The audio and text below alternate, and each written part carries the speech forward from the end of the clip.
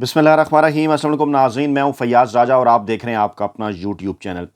दोस्तों, गुज़श्ता 2-3 दिनों में पाकिस्तान में सियासी हरकियात बड़ी तेज़ी के साथ तब्दील हुई। कुछ अहम तरीन हल्के, अहम तरीन लोग एक्टिव हुए हैं। मुज़ाकरात का डोल डाला जा रहा है इमरान खान और पीडीएम की हुकूमत के दरमियान। और इसकी तफसीलात में जाने से पहले सबसे पहले बड़ी खबर और ब्रेकिंग न्यूज़ आपको दूं, और वो खबर यह है कि इन हल्कों के एक्टिव हो जाने के बाद इस वक्त पाकिस्तान में कौमी और सूबाई असम्बलियों के इंतखाबात एक दिन करवाने के लिए 3 तारीखें ज़ेर गौर हैं: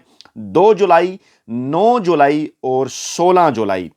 और पाकिस्तान में इंतखाबात के हवाले से काफ़ी चीज़ें देखी जाती हैं, छोटी ईद, बड़ी ईद, मुहर्रम, चहलम, इस किस्म की तमाम तर चीज़ें। उसके बाद इलेक्शन की डेट जो है वो अनाउंस होती है। और दूसरी अहम तरीन और बड़ी खबर मेरी मालूमात के मुताबिक सिराजुल हक साहब सुप्रीम कोर्ट और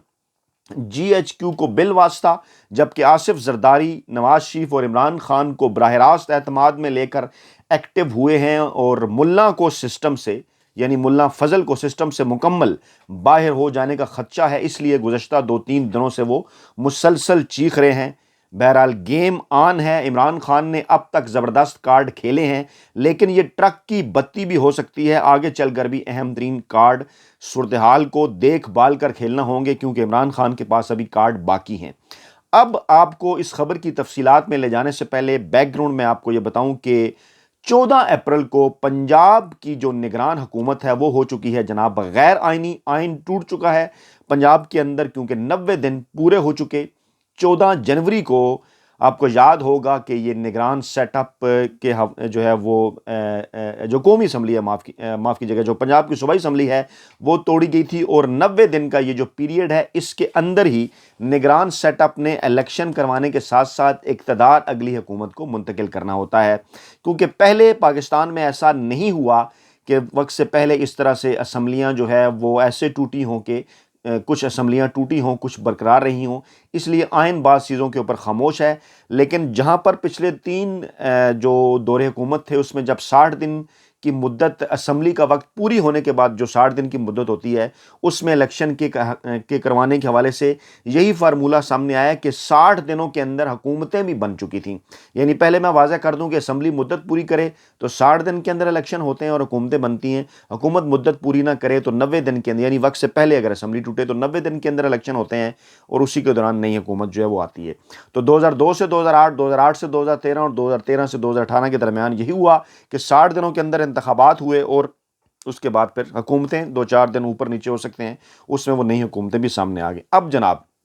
18 अप्रैल को खैबर पख्तूनख्वा के अंदर भी जो केपी के अंदर जो निगरान सेटअप है उसको भी 90 दिन मुकम्मल होने जा रहे हैं। उसके बाद जनाब अब आइन खामोश है, होगा क्या, इसकी जानिब फवाद चौधरी ने भी इशारा किया। और ये जो खबर मैंने आपको एक दिन इलेक्शन के हवाले से दी है, इसका बैकग्राउंड इंतहाई दिलचस्प है, आपके लिए समझना ज़रूरी है। क्योंकि कुछ लोग पूछ रहे हैं कि अगर एक दिन ये इलेक्शन होंगे तो फिर आइन और कानून कहाँ है, किस आइन और कानून के तहत ये एक दिन इलेक्शन होंगे, क्योंकि ये 90 दिन तो मजीद आगे चले जाएंगे। अब उस सिलसिले में फवाद चौधरी इसका हाल भी बता चुके हैं चंद दिन पहले। ये मुज़ाकरात का अमल शुरू होने से पहले जो सिराजुल हक साहब एक्टिव हुए हैं, उससे पहले फवाद चौधरी ने यह कहा कि अगर इलेक्शन को आगे लेकर जाना है तो इस तरह से नहीं हो सकता कि असम्बली कोई करारदाद पास कर दे। हमें मिल बैठना होगा, पाकिस्तान तरीके इंसाफ आएगी, कौमी असम्बली के अंदर दीगर चीज़ों के ऊपर भी देखेंगे, आइन के अंदर तब्दीली करेंगे, 2/3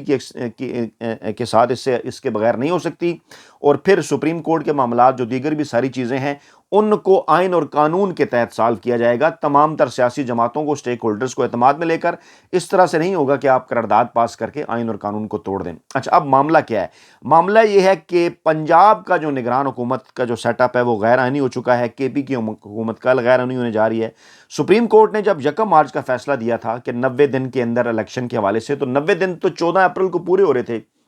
इसमें मेरी एक राय ये है कि इमरान खान ने तो ज़बरदस्त कार्ड खेले, ज़बरदस्त बेहतरीन तरीके से उन्होंने असम्बलियाँ जब वक्त से पहले तोड़ी तो हुकूमत को उसके बाद उनके पास कोई कार्ड ही नहीं था जवाब के अंदर। और ये हालात इसीलिए अब पैदा हुए क्योंकि हुकूमत को कुछ पता नहीं कि हमने करना क्या है। इमरान खान जिनके मतलब कहा जाता था कि सियासत नहीं आती, उन्होंने ज़बरदस्त सियासत की। लेकिन तहरीक इंसाफ के जो आइनी कानूनी माहिरीन हैं वो थोड़ा डिले कर गए सारे मामले को सुप्रीम कोर्ट ऑफ पाकिस्तान ले जाने के। इंतज़ार करते रहे कि सुप्रीम कोर्ट खुद नोटिस ले। उन्हें इस मामले को पहले सुप्रीम कोर्ट ऑफ पाकिस्तान के अंदर दरखास्त देकर ले जाना चाहिए था कि 14 अप्रैल से पहले इलेक्शन जो है वो हर सूरत होना चाहिए पंजाब के, और 18 अप्रैल केपी के। लेकिन जब तक ये मामला वहां पहुंचा, जितने दिन वहां पर ये समाज चलती रही, اور پھر کیونکہ 54 دن کا شیڈول بھی الیکشن کمیشن نے پورا کرنا تھا. پھر جب یہ فیصلہ آتا ہے تو ڈیٹ جو ہے وہ 30 اپریل کی دی, کیونکہ سپریم کورٹ اپنے 1 مارچ کے فیصلے میں اگر تو باؤنڈ کر دیتی کہ آپ 14 اپریل تک الیکشن لازمی کرائیں رمضان المبارک کے اندر ہی, اور اس سکیجول کو 24 دن جو ہے وہ جو 54 دن ہے اس کو پیچھے کیا جائے. لیکن میں نے کہا کہ پاکستان امریکہ تو ہے نہیں کہ جہاں جناب فلاں مہینے کے پہلے دوسرے منگل کو ہر سال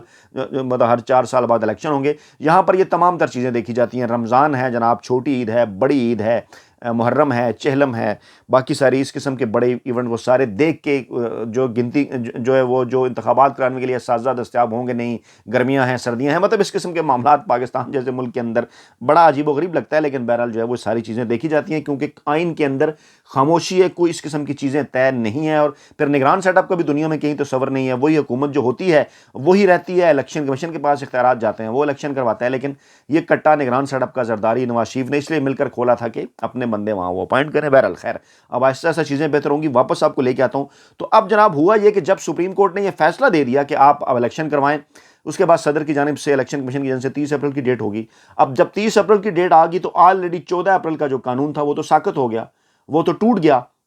کہ 90 دن تو 14 اپریل تک پورے ہو رہے تھے. اب اسی بات سے پی ڈی ایم اور مافیا نے پلی لینا شروع کر دی. جب موقع دیا سپریم کورٹ نے ایک بڑے بزرگ کے طور پر چیف جسٹس پاکستان نے نیک نیتی کے ساتھ کہ یہ معاملات کو حل کریں, انہوں نے اسی میں سے رستہ اپنا نکالا اور الیکشن کمیشن نے ہینڈلرز اور مافیا کے ساتھ مل کر اس کو مزید ڈیلے کر دیا. جس دن چاند نظر آیا رمضان کا, اس دن انہوں نے اپنا ایک نیا چاند چڑھا دیا کہ نہیں جناب نہیں ہوں گے الیکشن. اس کے بعد یہ معاملہ دوبارہ وہاں پر گیا اور اب پھر ڈیٹ آ گئی جناب 14 مئی کی. لیکن اسی دوران پھر سپریم کورٹ کے اندر تقسیم اور پھر 6-7 ججز کا اس طرح سے سامنے آنا, ٹیکنیکل چیزیں سامنے لا کر الیکشن ڈیلے کرنے کی کوشش کرنا, پھر پارلیمنٹ کا اس کو چیلنج کرنا, قراردادیں, اور پھر باقاعدہ سپریم کورٹ پر حملے, پھر آرمی چیف کا پارلیمنٹ کے اندر آنا, پھر حکومت کا یہ تاثر دینا کہ اسٹیبلشمنٹ اس معاملے کے اوپر ہمارے ساتھ ہے. یعنی یہ تمام تر معاملہ, اور پھر آج یہ خبر آنا کہ سپریم کورٹ میں آج ایک بڑی وکٹ گرنے کی اطلاعات دعویٰ کر رہے ہیں ذرائع کے چیف جسٹس کے ساتھ جو لوگ ہیں ان کی تعداد 8 سے بڑھ کر 9 ہو گئی ہے. اب اس ماحول کے اندر ایکٹیو ہوتے ہیں جناب سراج الحق,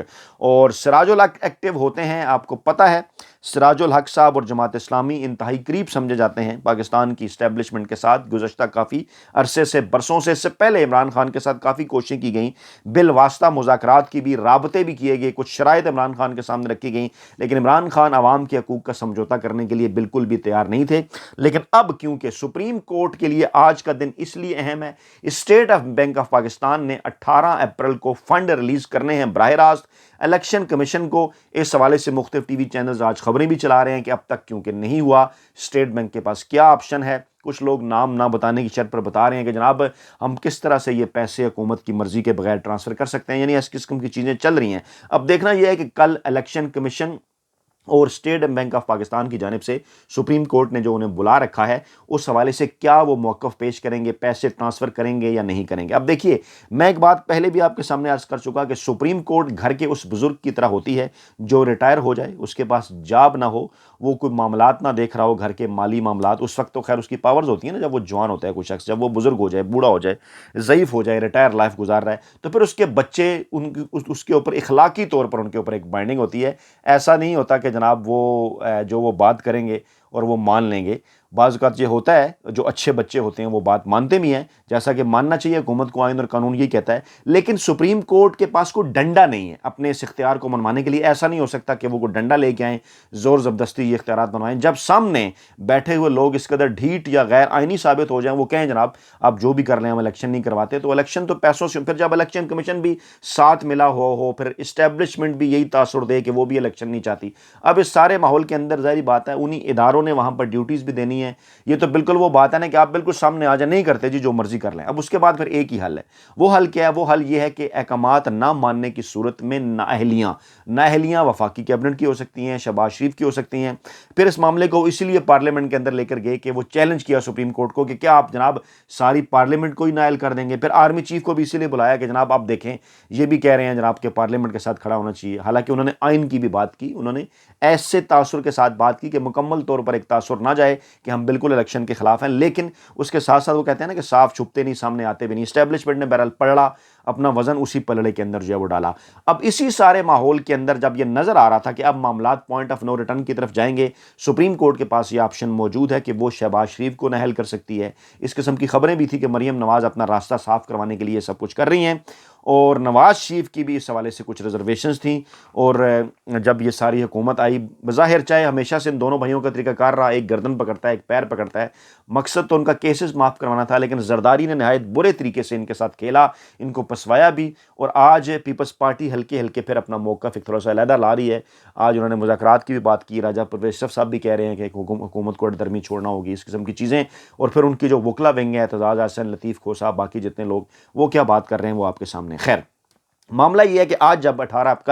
اپریل کو جب یہ معاملہ مزید آگے بڑھے گا تو اس معاملے میں جناب ہو سکتی ہے نااہلی شہباز شریف کی۔ ایک بات آپ ذہن میں رکھیے کہ سپریم کورٹ آف پاکستان پہلے بھی 2 3 4 مرتبہ یہ چانسز دے چکی ہے، بات کی جا چکی ہے۔ مارچ سے پہلے جو ہیئرنگ ہو رہی تھی، آپ ذرا سوچئے، ذہن میں لائیے، وہ کہہ رہے تھے کہ آپ مذاکرات کیوں نہیں کرتے، عمران خان تھوڑا آگے چلے جائیں، آپ ذرا پیچھے آ جائیں، کسی درمیانی ڈیٹ کے اوپر آ جائیں تو بات ہو جائے۔ لیکن اس وقت پھر پی ڈی ایم کی جانب سے رانا ثناء اللہ، باقی ساری ایسی قسم کی باتیں کی گئیں۔ ان کا یہ خیال تھا کہ عمران خان شاید یہ اعصابی جنگ ہار جائے گا، لیکن عمران خان کے اعصاب مضبوط تھے۔ عمران خان نے جو ٹرمپ کارڈ کھیلا اس پر آئین اور قانون کے مطابق جسٹس بندیال نے چھکا لگایا، اس کے بعد یہ حکومت پھنس گئی، اور آئین اور قانون کے تحت اب سپریم کورٹ کا فیصلہ انہوں نے ماننا ہے۔ 90 دن کی چاہے اوبلیگیشن آگے چلی گئی، لیکن بہرحال فیصلہ موجود ہے کہ الیکشن آپ نے کروانے ہیں۔ اب اس ماحول کے اندر سراج الحق صاحب میری معلومات کے مطابق، جیسا میں نے پہلے آپ کو بتایا، کیونکہ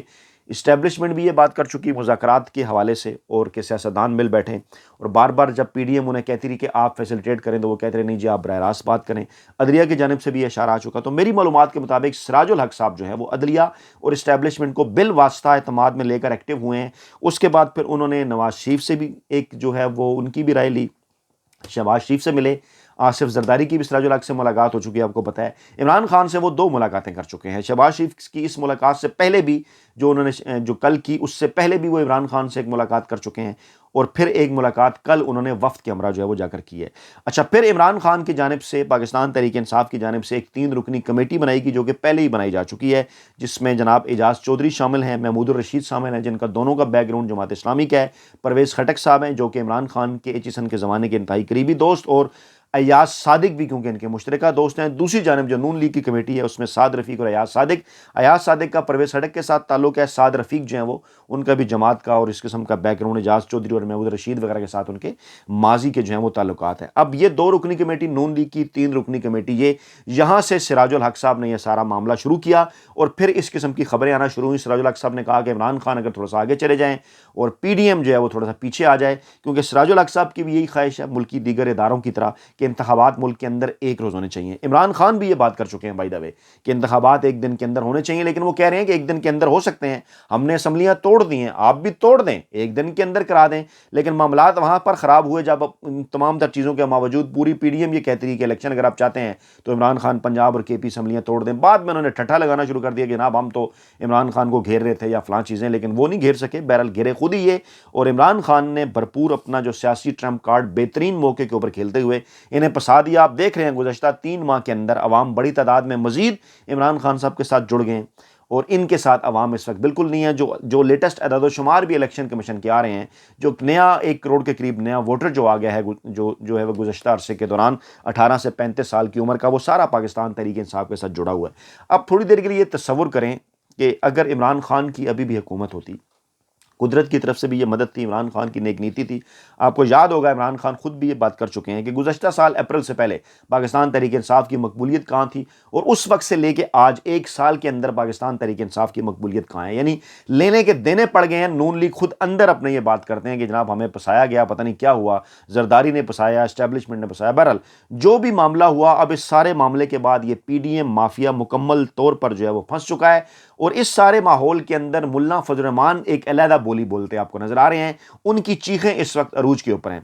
مسئلہ یہ ہے کہ اس وقت وہ عمران خان کے ساتھ ان کا مقابلہ کے پی کے اندر ہے، باقی کسی جگہ مولانا فضل الرحمان موجود نہیں، ایک حلقہ ان کا بلوچستان کا ہے۔ انہیں اچھی طرح سے اس بات کا اندازہ ہے کہ سراج الحق مستقبل میں کوئی فائدہ عمران خان سے پاکستان تحریک انصاف سے اٹھا سکتے ہیں۔ اس سارے عمل کے دوران پہلے بھی آپ کو پتہ ہے کہ سراج الحق اور پرویز خٹک وغیرہ یہ سب کے پی کے اندر اکٹھا کام کر چکے 2013 سے 2018 کے درمیان جو ہے اب اس ماحول کے اندر مولانا فضل الرحمان جو ہے وہ وینش ہو رہے تھے، ارریلیونٹ ہو رہے تھے، ان کو نظر آ رہا تھا کہ وہ سسٹم سے مکمل طور پر جو ہے وہ آؤٹ ہو جائیں گے، اور پھر انہیں یہ بھی پتہ چل گیا کہ سراج الحق صاحب اس وقت جی ایچ کیو کا مینڈیٹ لے کر جو ہے وہ مذاکرات کا ڈول جو ہے وہ آگے بڑھا رہے ہیں، تو انہیں جب لگا وہ ارریلیونٹ ہو گئے ہیں، پیپلز پارٹی نے بھی مذاکرات کی بات کر دی، نون لیگ نے بھی کمیٹی بنا دی، ملا صاحب کو پوچھا نہیں، تو اب گزشتہ 2-3 دن سے ایک بار پھر آپ نے دیکھا کہ وہ اپنا قد کاٹ بڑھانے کے لیے چیخیں ان کے عروج کے اوپر ہیں، کبھی اسٹیبلشمنٹ، کبھی باجوہ فیض، کبھی کس کا ذکر کرتے ہیں جناب ہم تو حکومت گرا رہے تھے، وعدہ ہم سے ہو گیا تھا، یہ وہ. تو یہ ایک تازہ ترین اور بڑی نئی ڈیولپمنٹ ہے، لیکن خبر